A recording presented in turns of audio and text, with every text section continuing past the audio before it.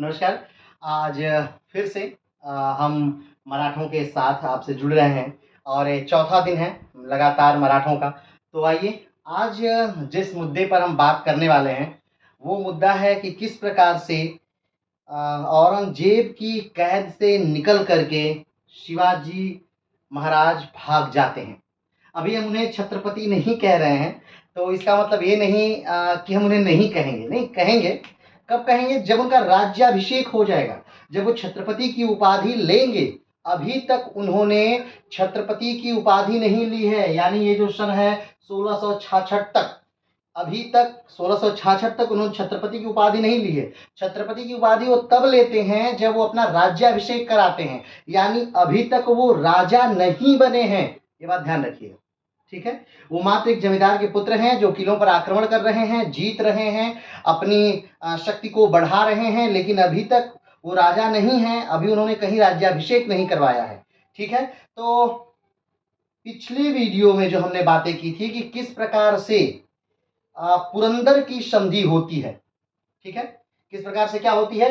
पुरंदर की संधि होती है, और पुरंदर की संधि के बाद किस प्रकार से जो जय सिंह हैं वो शिवाजी को इसलिए मना लेते हैं, इस बात के लिए मना लेते हैं कि आप औरंगजेब से जा कर के मिलिए। औरंगजेब से मिलेंगे तो हो सकता है औरंगजेब आपको एक बड़ी सेना दे दे और आपको दक्षिण का सूबेदार बना दे, आपको बीजापुर को जीतने के लिए एक बड़ी सेना दे जिससे आप बीजापुर जाके जीत सकें। बहुत मनभावन सपने जय सिंह शिवाजी को दिखाते हैं, और वो सपने देख करके शिवाजी आप आते हैं, अपने दरबार में भी बात करते हैं। तो कहीं न कहीं दरबारी भी ये कहते हैं कि ठीक है, आपको जाना चाहिए और औरंगजेब से मिलना चाहिए, और औरंगजेब से मिल करके दक्षिण की सूबेदारी प्राप्त करनी चाहिए। सरदेश चौथ और सरदेश मुखी का जो हम कर वसूलते हैं उसका अधिकार आपको प्राप्त करना चाहिए औरंगजेब से मिल करके। ये बातें हो चुकी थी, ठीक है। इसके बाद शिवाजी राम सिंह के साथ, राम सिंह कौन है? तो राम सिंह जय सिंह के क्या हैं? पुत्र हैं, ठीक है। तो शिवाजी राम सिंह के साथ दिल्ली की तरफ प्रस्थान करते हैं। ये कब की घटना है? तो ये घटना है 5 मार्च 1666, ठीक है। क्या कौन सी घटना है? 5 मार्च 1666 की ये घटना है, जब राम सिंह के साथ कौन प्रस्थान करता है? शिवाजी आगरा की तरफ प्रस्थान करते हैं। किससे मिलने के लिए? औरंगजेब से मिलने के लिए। जब वहाँ वो पहुँचते हैं, ठीक है, तो उस समय औरंगजेब का जन्मदिन है। क्या है? औरंगजेब का उस समय जन्मदिन है, और उस दिन शिवाजी जाते हैं। रास्ते में बहुत सारा पत्र व्यवहार औरंगजेब से होता है, जिसमें औरंगजेब एक खत में लिखता है कि आप निश्चिंत हो करके मेरे पास आइए। आप जब यहाँ आएंगे आपका शाही सम्मान होगा, आपको बहुत सारे तोहफे दिए जाएंगे। मैं आपके लिए एक शाही वस्त्र भिजवा रहा हूँ। आपको 1 लाख रुपए दिए जा रहे हैं रास्ते के खर्चे के लिए। तो बहुत सारी शिवाजी की खातिरदारी पत्रों के माध्यम से और रास्ते के माध्यम से होती है, ठीक। जब राम सिंह के साथ शिवाजी औरंगजेब के दरबार में पहुंचते हैं, ठीक, राम सिंह के साथ जब शिवाजी औरंगजेब के दरबार में पहुंचते हैं, तब वहाँ का माहौल कुछ अलग है। वहाँ हमने आपको बताया था कि मात्र दरबार में सिर्फ जो बादशाह है वही बैठता है, बाकी सारे दरबारी जो हैं वो खड़े रहते हैं। दरबारियों के खड़े रहने का क्रम पहले आओ पहले पाओ नहीं है जी, बिल्कुल नहीं है। उनको किस क्रम में खड़ा होना है? तो वो उनका जो क्रम है वो उनके पद के हिसाब से, उनकी गरिमा के हिसाब से उनको दिया गया है, ठीक है। यानी वो कितने बड़े राजा हैं, फिर उसके बाद छोटे राजा, फिर उसके बाद छोटे राजा, फिर उसके बाद छोटे, इस हिसाब से, इस क्रम से वो खड़े हैं। जब शिवाजी दरबार में पहुंचते हैं, दरबार में दरबार पहले से ही भरा हुआ है, भीड़ लगी हुई है दरबार में। दरबार में पहुंच करके शिवाजी 3 बार औरंगजेब को सलाम करते हैं, अपनी पेशगी औरंगजेब के सामने प्रस्तुत करते हैं जो ये लाए हैं औरंगजेब के लिए। औरंगजेब अपने एक कर्मचारी के कान में धीरे से कुछ कहता है। कर्मचारी शिवाजी को लेकर के तीसरे पायदान के जो लोग हैं उनके श्रेणी में शिवाजी को खड़ा कर देता है। अब शिवाजी जब वहाँ खड़े हैं तो शिवाजी को बहुत बुरा लग रहा है। शिवाजी को लग रहा है कि हमें तो इतना पीछे खड़ा कर दिया कि यहाँ से औरंगजेब दिख भी नहीं रहे हैं, हमें तो लगा था कि हमें सबसे आगे की सीट दी जाएगी, हमारे साथ बहुत अच्छा व्यवहार किया जाएगा, हमें बहुत सारा उपहार और पुरस्कार दिया जाएगा। तो ये सब जब शिवाजी के साथ नहीं होता तो शिवाजी वहाँ घबराने लगते हैं और जोर जोर से राम सिंह से बात करने लगते हैं कि मेरे आगे कौन है, मेरे पीछे कौन है, मेरे आगे दाएं वो कौन है, वो कौन है, और सबके बारे में कुछ न कुछ बुरा या अच्छा कहने लगते हैं। आगे क्या होता है कि इन घटनाओं से, मतलब जब वहाँ पे दरबार में शोर हो रहा है तो औरंगजेब पूछता है भाई क्या हो रहा है, क्यों, किस प्रकार का शोर है। तो ये शोर ये बात सुनकर राम सिंह कहते हैं कि कुछ नहीं सर, शेर जो है वो जंगल का जानवर है और यहाँ की गर्मी को बर्दाश्त नहीं कर पा रहा है और बीमार हो गया है। और औरंगजेब से क्षमा मांगते हुए कहते हैं कि ये जो महाशय हैं ये दक्कन के हैं, यानी दक्षिण के हैं, और इनको राजशाही दरबार के बारे में कुछ जानकारी नहीं है, तो इसलिए इस बात को क्षमा किया जाए। और हमने कहता ठीक है, इनको बगल वाले कमरे में लेकर के जाइए, यानी शिवाजी के लिए बात हो रही, इनको बगल वाले कमरे में लेकर जाइए, इन पर इत्र छिड़किए और दरबार खत्म होने का इंतजार न करिए, आप इनको सीधे जहां इनके रहने की व्यवस्था की गई है जयपुर सराय में, वहां पर इनको लेकर के उन्हें पहुंचा दीजिए। ठीक, यहाँ तक बात कल हुई थी।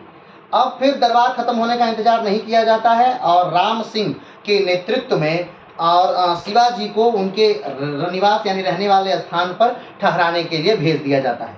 शिवाजी जो वहाँ पहुँचते, अब शिवाजी के साथ साथ कौन है, तो मुख्य रूप से शिवाजी के साथ दो लोग हैं, एक तो उनका पुत्र है संभाजी और दूसरा जो है उनके भाई हैं हीरो जी। ठीक है, तो ये दो लोग उनके मुख्य रूप से उनके साथ आए हैं, कहाँ से, दक्षिण से, उत्तर के लिए आए, यानी दरबार में आए हैं। तो अब शिवाजी को ज्यों पहुँचाया जाता है उनके निवास स्थान पर, उनके रहने वाले स्थान पर, त्यों ही एक सेना की टुकड़ी आती है और उस स्थान को पूरी तरह से घेर लेती है। ठीक है, ध्यान रखिएगा, अभी हम बस कहानी को बता रहे हैं, अभी हम कोई डाटा फीड नहीं कर रहे हैं। ठीक है, उसके बाद जब कहानी हम पूरी हो जाएगी उसके बाद लाइन बाय लाइन इसको हम आपको समझा देंगे, अभी सिर्फ कहानी को समझिए। ठीक, तो क्या होता है, एक सैनिक टुकड़ी आती है और उस पूरे घर को क्या चारों तरफ से घेर लिया जाता है। अब यहाँ पर शिवाजी को पता चल जाता है कि भाई साहब हमें क्या कर लिया गया है, हमें बंदी बना लिया गया है और अब हमें छोड़ा जाएगा कि नहीं ये नहीं पता। तो शिवाजी एक राजनीति से काम करते हैं, काफ़ी हमने बताया था शिवाजी काफ़ी रणनीति कुशल हैं, राजनीति कुशल हैं, चातुर्य है उनके पास, वो यानी कि एक तरह से देखा जाए तो हर चीज़ में माहिर व्यक्ति हैं। तो वो चाहते तो औरंगजेब को से वहाँ पर बैर ले सकते थे, उसके प्रति अपशब्द शब्दों का प्रयोग कर सकते थे, लेकिन उन्होंने ऐसा कुछ नहीं किया। उन्होंने कहा कि वाह मुझे तो यहाँ बहुत अच्छा लगा, यानी इस कैद में मुझे बड़ा अच्छा लग रहा है, यहाँ पर मैं दक्कन की हवाओं से कितनी अच्छी हवाएं हैं, यहाँ का मौसम कितना अच्छा है और राजा कितने उदार हैं, कितने दयालु हैं, जो इतना उपहार मेरे लिए भेजे हैं, मेरे लिए इतना सब कुछ किए हैं, और ये राजनीति के चक्कर में पड़ के मैंने अपना जीवन खो दिया था, मैं यहाँ अच्छे से देख नहीं पा रहा था, अच्छे से रह नहीं पा रहा था, अब यहाँ मैं अच्छे से सुख लूँगा। ये सब एक तरह से राजनीति है। ठीक है, अब जब इन बातों का समाचार, वो ऐसा नहीं कि अपने मन में सोचते हैं, ये बातें लोगों से कहते हैं, वहाँ के कर्मचारियों से कहते हैं, वहाँ के सैनिकों से कहते हैं, और ये उनके पर उनके जासूसों की, औरंगजेब के जासूसों की निगाह है। तो उनके जासूस देखते हैं कि शिवाजी तो काफ़ी खुश हैं और औरंगजेब को बताते भी हैं कि तो बहुत खुश हैं, यहाँ पर उन्हें किसी प्रकार की कोई दिक्कत नहीं है।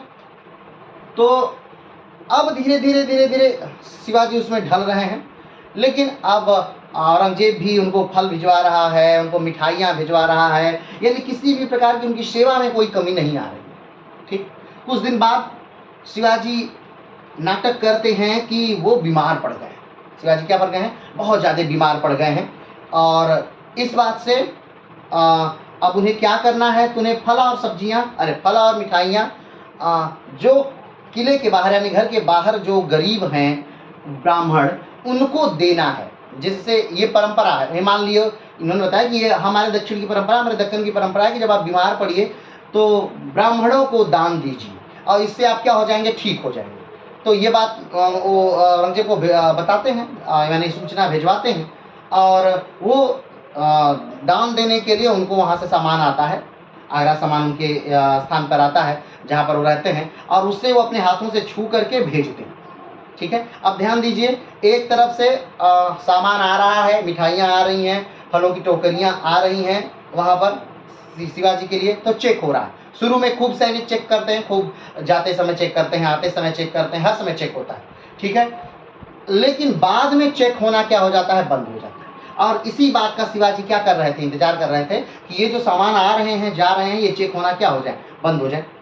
तो फाइनली जब चेक होना बंद हो जाता है, तब शिवाजी क्या करते हैं कि अपना सारा वस्त्र, अपने सारे गहने, अपने अपने हाथ का एक कड़ा, अपनी टोपी और सारा सामान उतार करके अपने भाई जो हीरो जी हैं, उनको क्या कर देते हैं, पहना देते हैं, ठीक। उनको एक कंबल उड़ा देते हैं और बाहर मना कर देते हैं कि कोई भी मेरे कमरे में, जिस कमरे में मैं हूँ, मैंने उस एक कमरे में कैद तो हैं, तो मेरे कमरे में कोई भी एंट्री नहीं करेगा, कोई नहीं आएगा, मेरी तबीयत बहुत ज़्यादा खराब है, ठीक है, तो कोई नहीं आएगा। तो अपने भाई को पहना देते हैं और उनको एक कंबल उड़ा देते हैं और एक हाथ बाहर निकाल देते हैं। जिस हाथ में शिवाजी का कड़ा है, वो हाथ क्या निकाल देते हैं, बाहर, ताकि वो दरवाजे से दिख सके, यानी बाहर से कोई देखना चाहे तो हाथ उसको दिख सके, उसको कड़ा दिख सके, ठीक।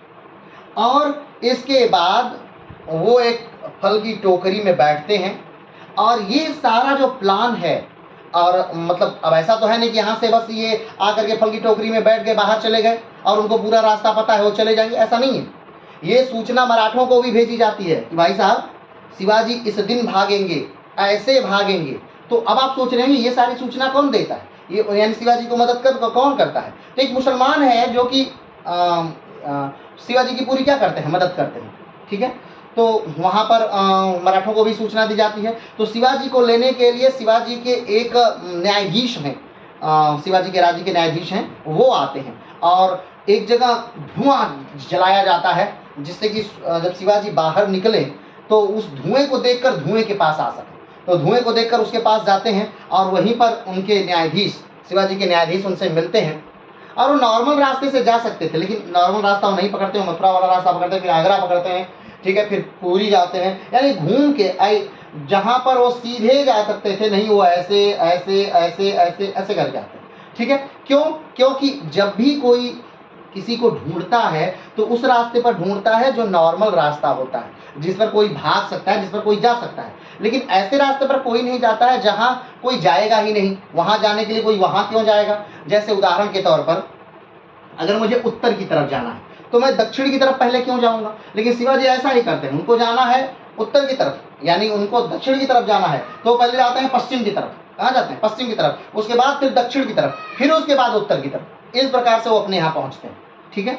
तो इस प्रकार से शिवाजी क्या करते हैं, वहाँ पर पहुँच पाते हैं, अपने घर पर पहुँच पाते हैं। तो ये पूरी क्या है, शिवाजी के भागने की पूरी स्टोरी है। और कुछ दिन बाद जो उनके भाई वहाँ सोए थे, अगले ही दिन वो भी निकलते हैं, कहते हैं कि देखिए शिवाजी सो रहे हैं, उनको परेशान मत करिए, यानी हाथ अंदर हो जाता है, ठीक है।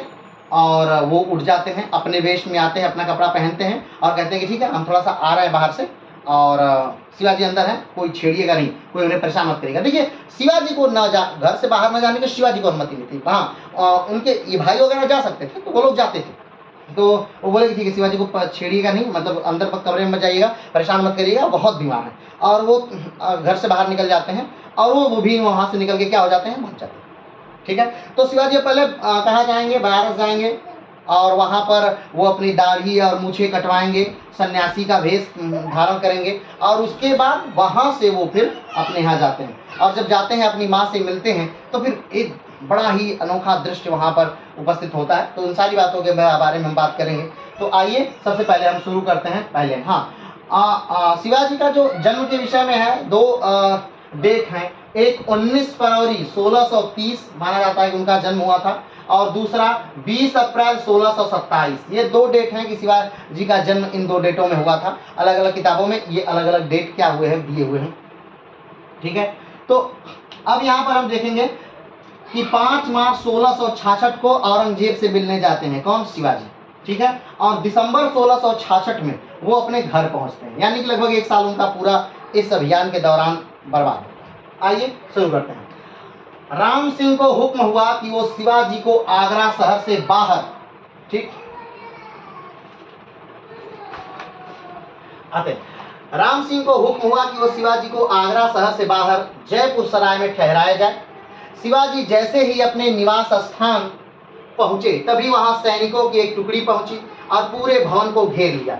शिवाजी कैद हो चुके थे, लेकिन बादशाह ने उन्हें कई संदेश भिजवाए तथा फल तथा मिठाइयां भिजवाई। ठीक है, अब हमने क्या बात कहा, क्या कह रही है लाइन कि राम सिंह जो थे, राम सिंह कौन है, तो जय सिंह के ये पुत्र हैं और इनको आदेश होता है कि भाई साहब आप शिवाजी को लीजिए और जयपुर सराय जो है, आगरा शहर से बाहर एक सराय है जिसका नाम रहने का स्थान है, तो वहां पर ले जाके उनको ठहराइए। ठीक, अब राम सिंह शिवाजी को ले जाके वहां ठहराते हैं। अब दरबार में क्या बातें होती हैं, औरंगजेब क्या सोचता है, ठीक है, वहां से सेना की एक टुकड़ी आ जाती है और उस सराय को चारों तरफ से, यानी जहां शिवाजी रुक रहे हैं उन्हें पूरे तरफ चारों तरफ से घेर लिया गया है। शिवाजी को कैद कर लिया गया है, लेकिन कैद के दौरान भी, यानी कैद के बाद भी जो औरंगजेब हैं वो शिवाजी को मिठाइयाँ भिजवा रहे हैं। ठीक है, और भी फल भिजवा रहे हैं और पत्र भिजवा रहे हैं, पत्र से वार्तालाप हो रही है और वो भी हेल्दी वार्ता हो रही है। यानी एक दोनों बंदी हैं, कहीं ना कहीं शिवाजी बंदी हैं, लेकिन जो बादशाह हैं उनसे हेल्दी बातें उनकी चल रही हैं। आगे बढ़ते हैं। कुछ दिन बाद शिवाजी ने बहाना किया कि वे बीमार हो गए हैं और बीमारी से ठीक होने के लिए भवन से बाहर स्थित ब्राह्मणों को मिठाई और फल भिजवाने लगे। कुछ दिनों तक तो सैनिकों ने बाहर जाने वाले सामानों को चेक किया, लेकिन फिर छोड़ दिया। ठीक है, अब कैद हो गए हैं शिवाजी। अब शिवाजी कैद के दौरान कहते हैं भाई हम बहुत बीमार हो गए। ठीक है, और दक्षिण में रिवाज है कि जब कोई बीमार होता है तो उसे ब्राह्मणों को दान करना पड़ता है। अगर वो ब्राह्मणों को दान करता है तो जल्दी से जल्दी ठीक हो जाता है।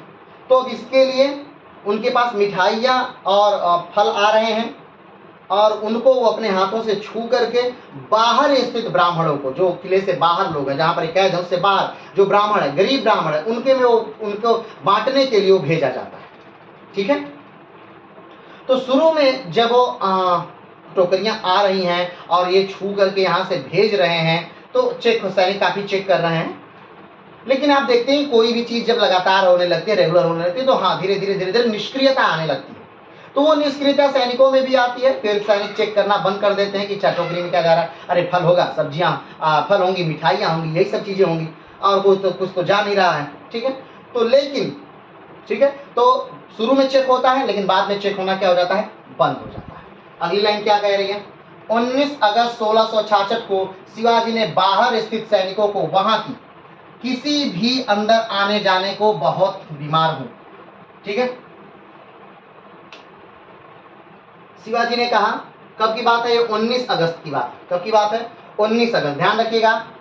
5 मार्च को वो चलते हैं। ठीक है, 5 मार्च को वो चलते हैं।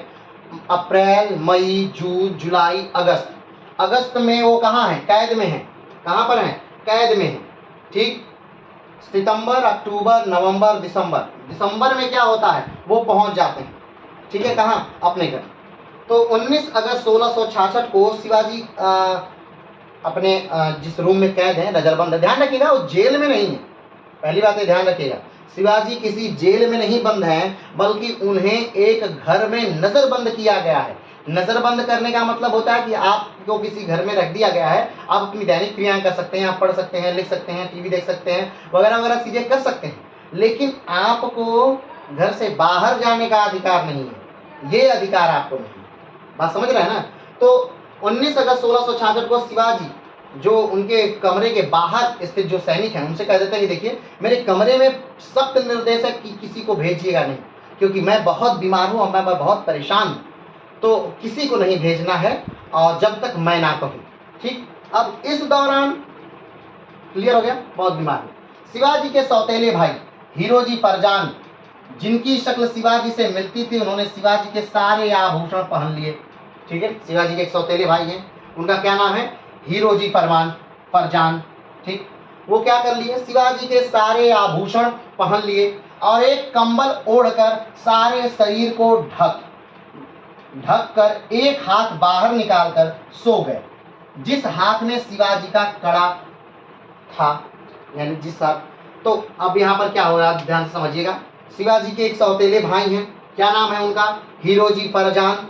अब हीरोजी फरजान क्या करते हैं कि शिवाजी का सारा सामान, आभूषण, वस्त्र, टोपी, हाथ का कड़ा, ठीक है, ये सारी चीजें पहन लेते हैं और पहन करके एक कंबल को ओढ़ करके हाथ बाहर निकाल करके सो जाते हैं। ठीक है, सोने का ड्रामा करते हैं। आगे बढ़ते हैं।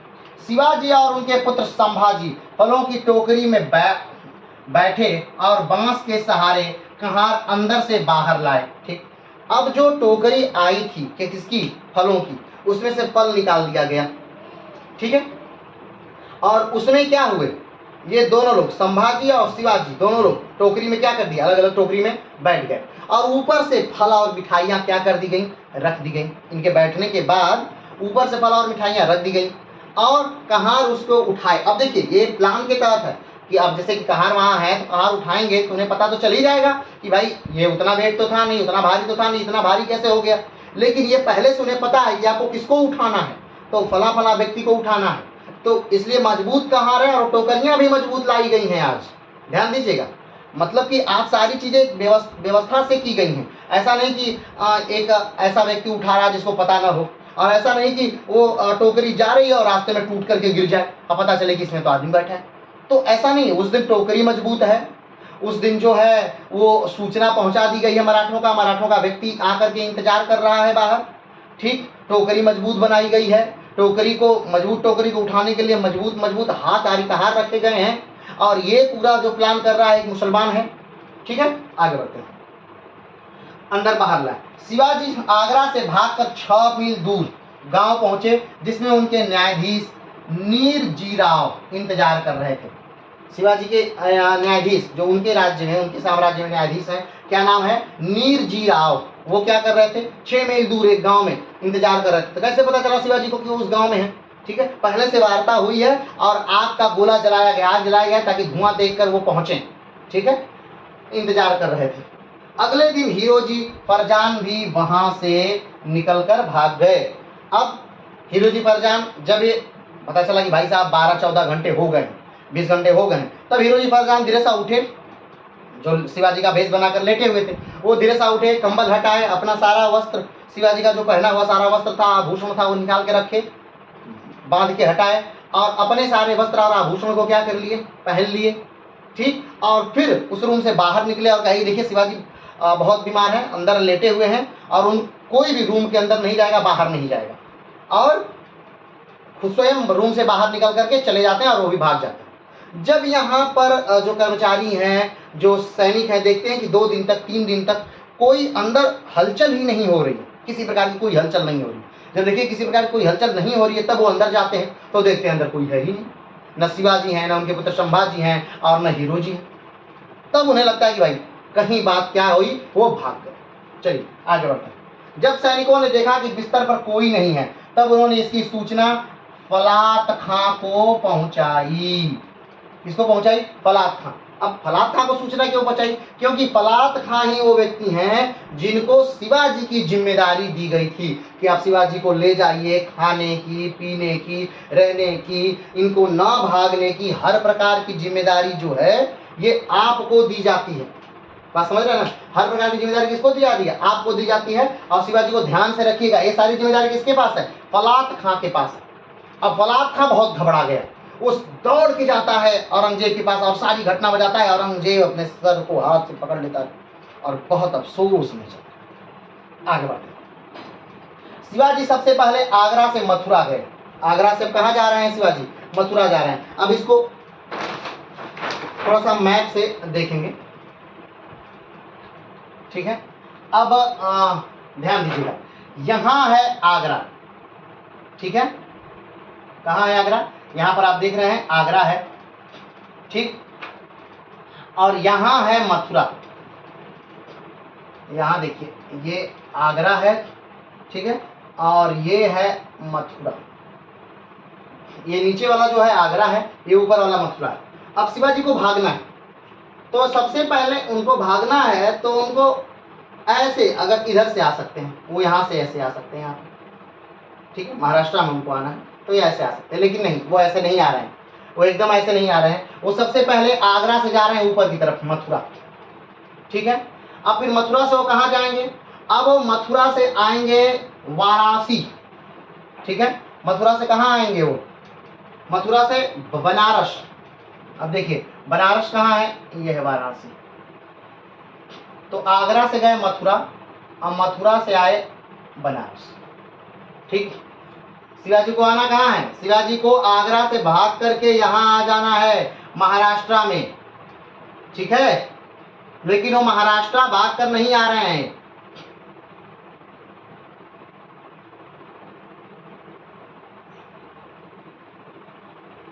ठीक है, महाराष्ट्र भाग कर वो नहीं आ रहे हैं। तब वो कहाँ जा रहे हैं? वो आगरा से आ रहे हैं मथुरा, मथुरा से आ गए वाराणसी। ध्यान दीजिएगा, आगरा से आए मथुरा, और मथुरा से कहाँ? वाराणसी आ गए। ठीक, अब वाराणसी से कहाँ जा रहे हैं वो? वाराणसी से जा रहे हैं वो पुरी। पुरी कहाँ है? पुरी है उड़ीसा में, समुद्र तट का किनारा। ठीक, पुरी है यहाँ। आगरा से मथुरा, मथुरा से वाराणसी, और वाराणसी से पुरी। ठीक है, अब फिर पुरी से कहाँ जा रहे हैं? पुरी से जा रहे हैं गोलकुंडा, यानी कर्नाटक, बीजापुर। ठीक है, कहाँ जा गए? गोलकुंडा। अब यहां से वो यहां आ रहे हैं, इस वाले इलाके में आ रहे हैं। अब फिर यहां से वो यहां जा रहे हैं। अब देखिए इधर से ऐसे आए, ऐसे आए, ऐसे आए, ऐसे आए आप। ठीक, जबकि उन्हें डायरेक्ट यहां से इधर आ जाना चाहिए था, डायरेक्ट यहां से इधर आ जाना चाहिए था, लेकिन वो इधर से इधर डायरेक्ट नहीं आते हैं, बल्कि यहाँ से यहाँ यहाँ से यहाँ जाते हैं, यहाँ से यहाँ आते हैं, यहाँ से यहाँ आते हैं, यहाँ से यहाँ, तब यहाँ से यहाँ। और कोई ये नहीं सोचेगा कि आगरा से वो मथुरा जाएंगे। आगरा से मथुरा जाने के लिए कोई नहीं सोचेगा, क्योंकि मथुरा और दिल्ली की तरफ है। तो दिल्ली की तरफ वो क्या करने जाएंगे? वो तो नीचे की तरफ, दक्षिण की तरफ आएंगे। तो पूरी सेनाएं, जो औरंगजेब की सेनाएं, वो दक्षिण की तरफ रवाना हो गई, हर रूटों पर फैल गई, लेकिन वो तो उत्तर की तरफ चले गए। और बनारस में आकर के उन्होंने अपना पूरा वेश ही बदल दिया।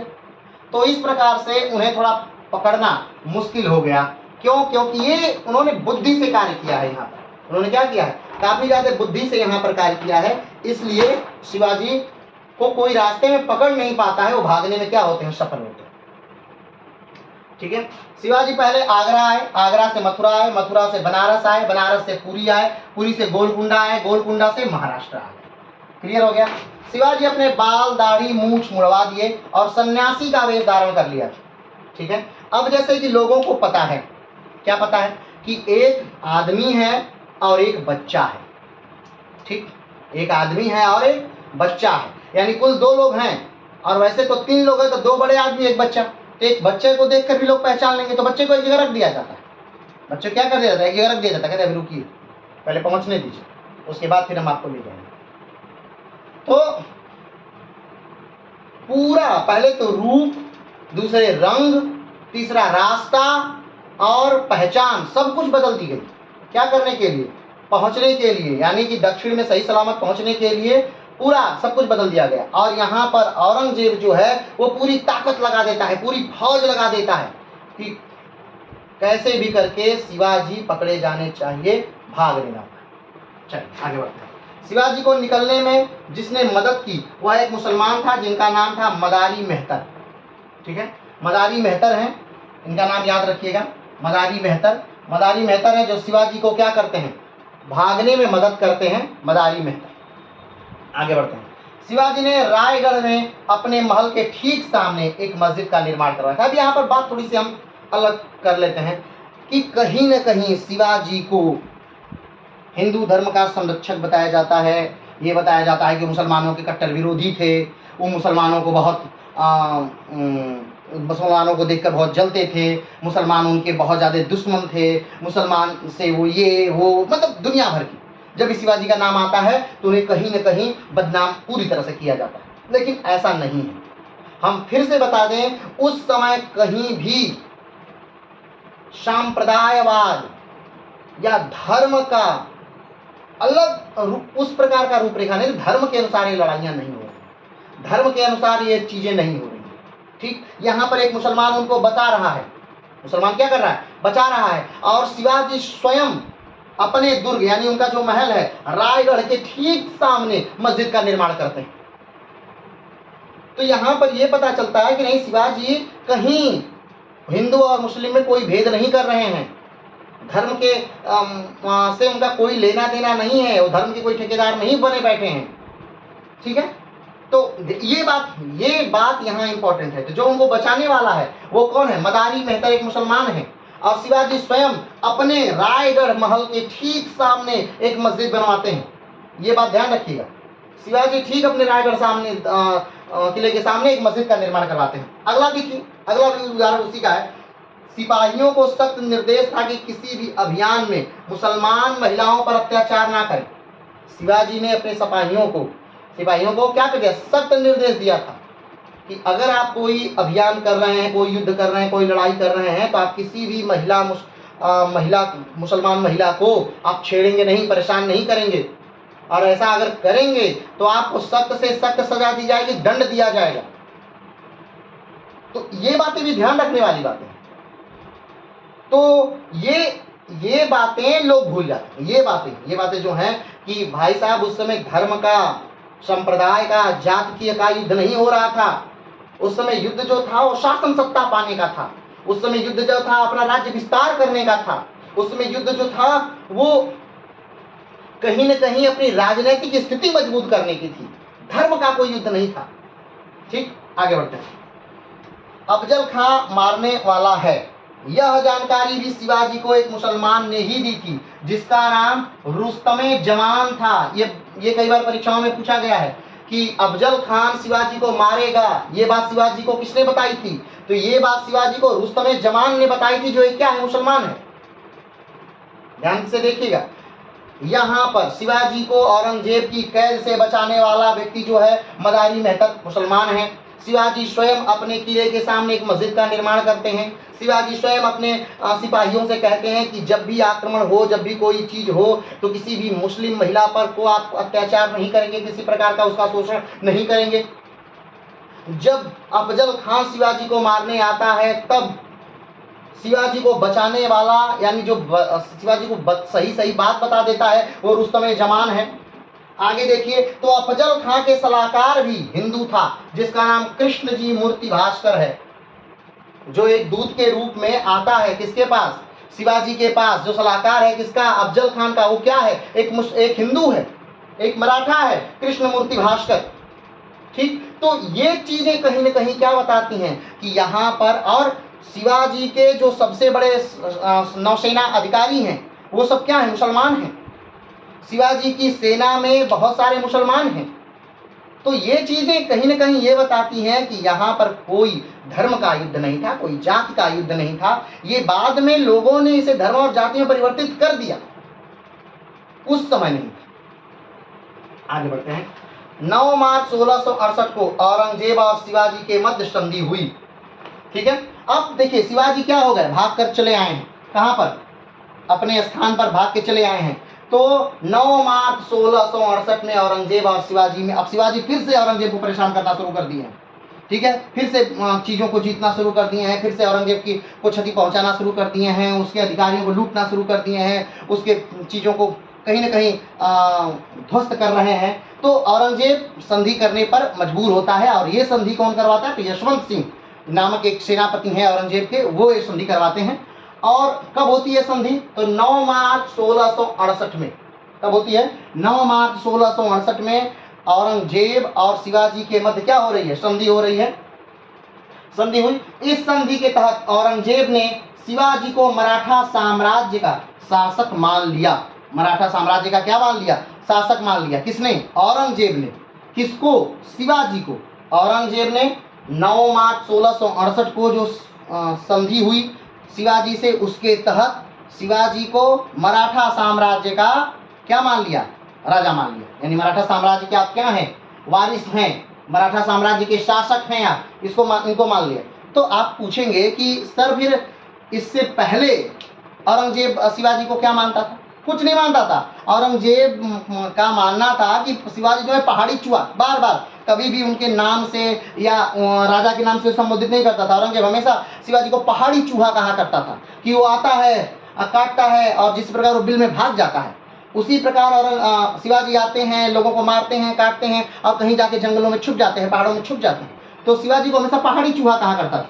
लेकिन 9 तारीख को 9 मार्च 1668 को जब संधि होती है औरंगजेब और शिवाजी के मध्य, तो उसके बाद औरंगजेब क्या करता है, उनको मराठा साम्राज्य का अधिपति मान लेता है। ठीक है, और शिवाजी को और राजा की उपाधि दी। ठीक है, राजा की भी उपाधि देता है। शिवाजी को क्या करता है, राजा की उपाधि, एक तो उनको मराठा साम्राज्य का अधिपति मान लेता है, दूसरा राजा की उपाधि देता है। किसको, शिवाजी को राजा की क्या करता है, उपाधि देता है, उपाधि दी। और बरार की जागीर शिवाजी को दे दिया। बरार जो है, बरार जो किसके कब्जे में है, औरंगजेब के कब्जे में है, बरार की क्या कर दिया, जागीर दे दिया कि इसे लीजिए, ये बरार आपका हुआ, दे दिया। यह संधि यशवंत सिंह के मदद से हुई थी। यह संधि किसकी मदद से होती है, यशवंत सिंह के मदद से होती है। शिवाजी और औरंगजेब के मध्य 9 मार्च 1668 को जो संधि होती है, जिस संधि के तहत औरंगजेब शिवाजी को मराठा साम्राज्य का राजा मान लेता है और शिवाजी को बरार की का जागीर दे देता है, शिवाजी को राजा की उपाधि देता है। ये सारी घटनाएं कब होती हैं, किसके चलते होती हैं, कौन करवाता है, तो यशवंत सिंह करवाता है। आगे बढ़ते हैं। 1670 में तानाजी ने कोंगड़ा दुर्ग जीत लिया। लेकिन फिर से हम एक बात बता दें, औरंगजेब और शिवाजी के मध्य चाहे जितने समझौते हो जाएं, चाहे पुरंदर के समझौते हो जाएं, चाहे 1668 के समझौते हो जाएं, किसी भी समझौते के बाद कभी भी औरंगजेब और शिवाजी एक नहीं हो पाते हैं, उनके विचार एक नहीं मिल पाते हैं। किसी न किसी मुद्दे पर दोनों में क्या हमेशा हो जाते हैं, हमेशा तकरार, हमेशा युद्ध प्रारंभ ही हो जाता है। तो अभी देखिए, संधि हुई है, राजा की उपाधि दिए हैं, बरार की जागीर दिए हैं, लेकिन शिवाजी के एक सेनानायक है तानाजी, तानाजी की एक मूवी भी आई है, देखिएगा उसको। ठीक है, तानाजी है, तानाजी ने 1670 में तानाजी ने कोंडाना दुर्ग क्या कर लेते हैं, जीत लेते हैं। 1670 में क्या करते हैं, कोंडाना दुर्ग जीत लेते हैं। 1670 में ही शिवाजी ने निम्न दुर्ग जीता। कौन कौन सा दुर्ग जीता शिवाजी ने 1670 में, ध्यान से देखिए। एक करनाल का दुर्ग जीता, माहुली का दुर्ग जीता, सिंहगढ़ का दुर्ग जीता, लौहगढ़ का दुर्ग जीता। ये सारे दुर्ग क्या होते हैं, शिवाजी जीत लेते हैं 1670 में। 1670 में तानाजी कोंडाना दुर्ग जीत लेते हैं और 1670 में करनाल, माहुली, सिंहगढ़ और लौहगढ़ का दुर्ग शिवाजी स्वयं जीत लेते हैं। अगला है, इतिहासकार जेम्स ग्रांड डफ के अनुसार 5 जनवरी 1664 को शिवाजी ने सूरत पर हमला किया। ठीक है, ये आप सोचेंगे कि यहाँ पर तो 66 में शिवाजी मिलने गए, ठीक है, तो अब बात 64 की क्यों होने लगी। ठीक है, तो 64 की बात कहीं ना कहीं कनेक्ट करती है 66, 67, 68 को। तो एक बार आइए इसे देखना जरूरी है। 1664 की बात है कि शिवाजी ने सूरत पर हमला किया था। ठीक है, ध्यान दीजिएगा, 1664 में शिवाजी ने सूरत पर हमला किया। हमला इतना अचानक था कि लोगों को भागने का मौका नहीं मिला। मराठा सेना हिंसक लूट 6 दिनों तक जारी रहा और शहर का 2/3 हिस्सा जला करके खाक कर दिया गया। बात समझे, तो 64 में शिवाजी ने सूरत पर आक्रमण किया और 6 दिनों तक सूरत को बहुत बेरहमी से लूटा। अब देखिए, अपने ही देश को लूटा जा रहा है और कहीं न कहीं आक्रमणकारी विदेशी होते हैं। ठीक है, चलिए वो उस बात में नहीं पड़ेंगे। तो शिवाजी बड़े आराम से अपने ही देश के का एक जो बंदरगाह है, या उस समय वो मुगलों के कब्जे में है, उस पर आक्रमण करते हैं। 6 दिन तक, 7 दिन तक उसको लूटा जाता है, सूरत को बहुत बुरी तरह से जलाया जाता है। ठीक है, ये सारी घटना कब की है, 64 की है। बात ध्यान दीजिएगा, ये सारी घटना कब की है, 64 की है। 1664 की ये घटना है कि शिवाजी सूरत पर आक्रमण करके सूरत को लूटते हैं, जला देते हैं, वहां पर बहुत हिंसक कत्ले आम मचाते हैं। अब सूरत बंदरगाह, ठीक है, ये गुजरात का सूरत बंदरगाह, याद रखिएगा। आगे बढ़ते हैं। सूरत पर हमला किया गया, अचानक था, लोगों को भागने का मौका नहीं मिला। मराठा सेना ने हिंसक लूट 6 दिनों तक जारी रखा और शहर का 2/3 हिस्सा जला करके खाक कर दिया गया। ठीक है, 16 जून 1665 को पुरंदर की हस्ताक्षर, अब जब 64 में ये घटना हुई, तब औरंगजेब बहुत ज्यादा क्रोधित हो गया। ये घटना कब की है, 64 की है। 64 की में क्या होता है कि सूरत जो पोर्ट है उस पर शिवाजी आक्रमण करते हैं और शिवाजी उसे बहुत बेरहमी से क्या करते हैं, लूटते हैं। वहाँ के लोगों को मारते हैं, उस सूरत को जला दिया जाता है। इससे क्रोधित होकर औरंगजेब जय सिंह को भेजता है दक्षिण का सूबेदार बना करके। जय सिंह आते हैं, पुरंदर के दुर्ग में शिवाजी को हराते हैं और पुरंदर की संधि होती है। ठीक है, कब होती है पुरंदर की संधि? तो 5 मार्च 1664 में और 11 जून 1665। 64 में सूरत लूटा जाता है, 65 में पुरंदर की संधि होती है। यानी कि लूटे जाने के बाद, सूरत को लूटे जाने के बाद औरंगजेब को क्रोध आया। औरंगजेब ने जय सिंह को फौज के साथ भेज दिया दक्षिण का सूबेदार बनाकर। जय सिंह आ गए और जय सिंह अब शिवाजी से युद्ध करेंगे। युद्ध में शिवाजी हारेंगे और हार के बाद पुरंदर की संधि होगी। ठीक है, पुरंदर की संधि कब हो रही है? 11 जून 1665 को पुरंदर की क्या हो गई? संधि हो गई। अब पुरंदर की संधि के बाद शिवाजी मिलने जाते हैं। देखिए, अब 5 मार्च 1666 को पुरंदर की संधि हुई, 65 को। अब एक के बाद एक घटनाएं एक न एक कड़ी से क्या हुई हैं? जुड़ी हुई हैं। कैसे? शिवाजी आक्रमण करते हैं सूरत पर 64 में। ठीक, पुरंदर की संधि होती है 65 में। शिवाजी औरंगजेब से मिलने जाते हैं 66 में। ठीक, शिवाजी अब औरंगजेब से मिलने गए, लेकिन मिलने गए फिर भी कोई निष्कर्ष नहीं निकला। वहां पर जाने के बाद भी फिर वही चीजें, वैसे ही वो भाव रहा, वो युद्ध वैसे ही जारी रहा। 68 में फिर एक संधि होती है। 68 में हमने बताया कि 9 मार्च 1668 को फिर से एक संधि हुई औरंगजेब और शिवाजी के मध्य, जिसमें औरंगजेब ने शिवाजी को राजा की उपाधि दी, बरार की जागीर दी। ठीक, लेकिन फिर भी कहीं से और मराठा साम्राज्य का उत्तराधिकारी माना, फिर भी वो ये संधि भी ज्यादा दिन तक नहीं चल सकी और फिर से आक्रमण हुआ दोनों में, फिर से लड़ाइयां जारी रही। 70 में फिर से शिवाजी ने बहुत सारे मुगलिया किलों को क्या कर लिया? जीत लिया। आगे बढ़ते हैं। दिसंबर 1666 से कैद से निकलकर घर आ गए। दिसंबर 1666 में शिवाजी क्या होते हैं? कैद से निकल करके घर आ गए। 1668 में औरंगजेब से संधि। ठीक है, क्लियर हो गया। 1668 में औरंगजेब से संधि, 66 में भागकर घर आ जाते हैं, 68 में फिर से औरंगजेब से संधि हो जाती है, 70 में फिर से मुगलों का किला क्या करते हैं? लूट लेते हैं। आगे बढ़ते हैं। 3 अक्टूबर 1770 को 1670 को शिवाजी ने दोबारा सूरत को लूटा। ध्यान रखिएगा, सूरत को शिवाजी 2 बार लूटते हैं। एक बार पहली बार लूटते हैं 1664 में। 1664 में जब लूटते हैं तभी जय सिंह को भेजा जाता है दक्षिण का सूबेदार बनाकर। जय सिंह शिवाजी को हराते हैं और पुरंदर की संधि होती है। पुरंदर की संधि के बाद शिवाजी औरंगजेब से मिलने जाते हैं। औरंगजेब ने शिवाजी को कैद कर लिया। कैद से छूटकर फिर शिवाजी भाग करके आ जाते हैं पुणे, यानी कि महाराष्ट्र। और फिर उसके बाद औरंगजेब से जो यशवंत सिंह है वो संधि करवाते हैं। उस संधि के अंतर्गत जो औरंगजेब हैं वो शिवाजी को बरार की जागीर देते हैं और फिर क्या करते हैं? राजा मान लेते हैं मराठा साम्राज्य का। और क्या करते हैं? तो इनको कहीं न कहीं राजा की उपाधि देते हैं। ये सारी घटनाएं होती हैं। लेकिन 70 में फिर से चीजें बदल जाती हैं।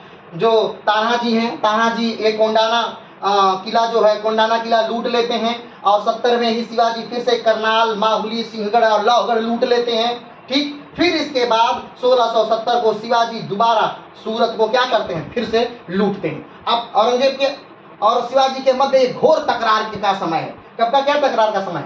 घोर तकरार का समय। और इस समय फिर से बता देते हैं शिवाजी कि हम फिर से सूरत लूट लिए। सूरत लूटने का मतलब ये है कि औरंगजेब को आप नाखुश कर रहे हैं। सूरत लूटने का मतलब ये नहीं है कि हम लूट रहे हैं, वो तो अलग विषय है। नाखुश कर रहे हैं, उसे परेशान करना है, उसे कहीं न कहीं विवश करना है, कुछ और बड़ा करने में। आगे बढ़ते हैं। शिवाजी की अंतिम विजय कर्नाटक विजय है।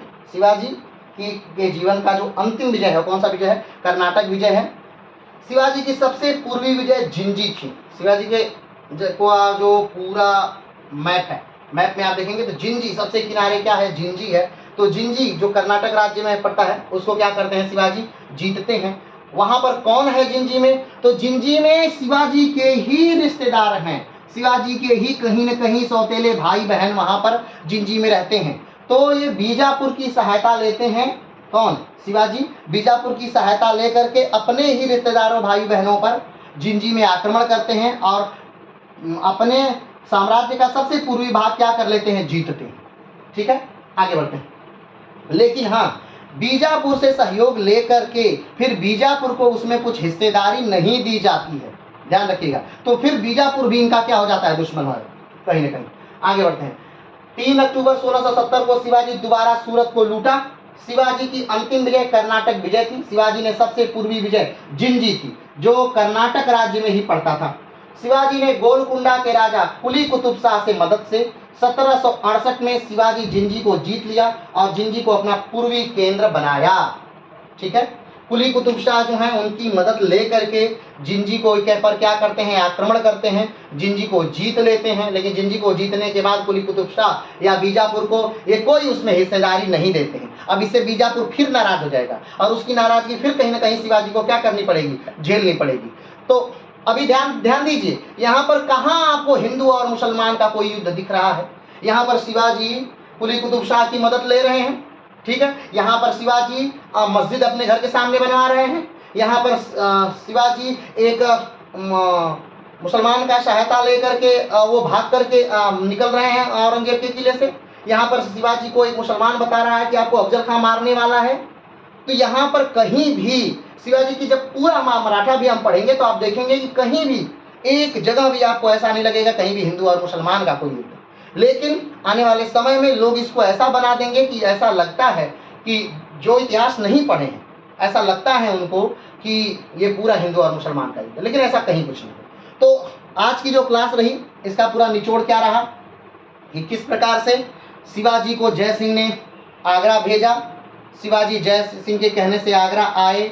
आगरा में उनको अपना अपमान महसूस हुआ, उनको कैद कर लिया गया। उस कैद से निकल करके वो किस प्रकार से भागे और भाग करके फिर औरंगजेब से उनकी 68 में फिर से संधि हुई।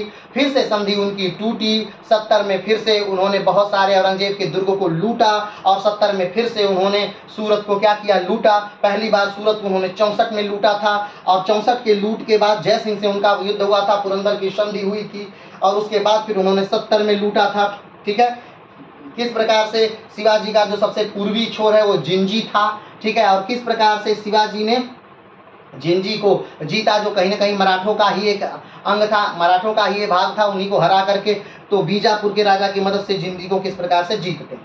कल की क्लास जो होगी वो शिवाजी के राज्याभिषेक पर आधारित होगी। ठीक है, फिर अब इसके बाद देखिए अभी तक यानी 70 तक अभी तक शिवाजी का कोई भी राज्याभिषेक नामक कोई चीज नहीं हुआ। 70 तक, ठीक है, 1670 तक अभी कोई राज्याभिषेक नहीं हुआ है, यानी वो अभी राजा नहीं बने हैं। ठीक है, तो अभी वो राज्याभिषेक कराएंगे। तो किस प्रकार उनका राज्याभिषेक होता है, कैसे कैसे होता है, पहली बार होता है फिर दूसरी बार होता है, पहली बार में क्या कैसी गड़बड़ी हो जाती है कि दूसरी बार उनका राज्याभिषेक करना पड़ता है। तो इन सारी बातों को कल हम डिस्कस करेंगे। तो आज के लिए इतना ही। जय हिंद।